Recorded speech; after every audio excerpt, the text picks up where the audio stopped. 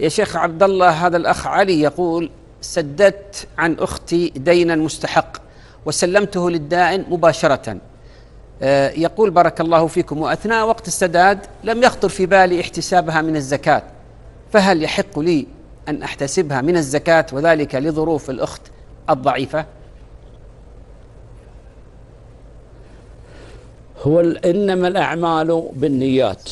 الرجل جزاه الله خير نوى النفل، وهو الإحسان إلى هذه الأخت، وهذا نفل صلة رحم ونفل جزاه الله خير، ثم أراد أن يجعل هذه النافلة فريضة، أراد أن يحتسبها من الزكاة بعد أن أمضاها، بعد ما مشاها قال بحطها زكاة. لا، هذا ما يجوز، لأن النافلة لا تنقلب فريضة، النافلة لا تنقلب فريضة، وهذا له أجر عظيم لأنه سدد عن أخته وفرج عنها ويبشر بالخير.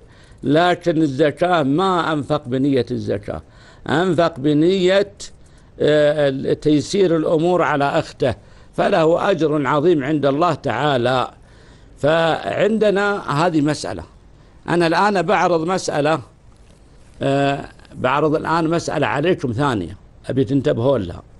يعني أنا الآن عندي فلوس بزكيها، توهمت أنها 1,000,000 ورحت وخرجت 25,000، وبعدين يوم جيت أراجع وجدت ما عندي 1,000,000. الأرض اللي أنا قيمتها ب500,000 عيالي يقولون لا هذه استراحة من بايعينها، ولا وانت أصلا جاي لنا استراحة وشارينها استراحة، وأنا نسيت.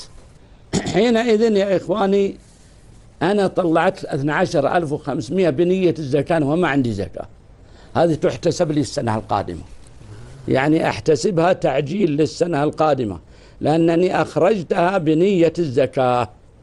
نعم، جزاك الله خير وبارك الله فيكم.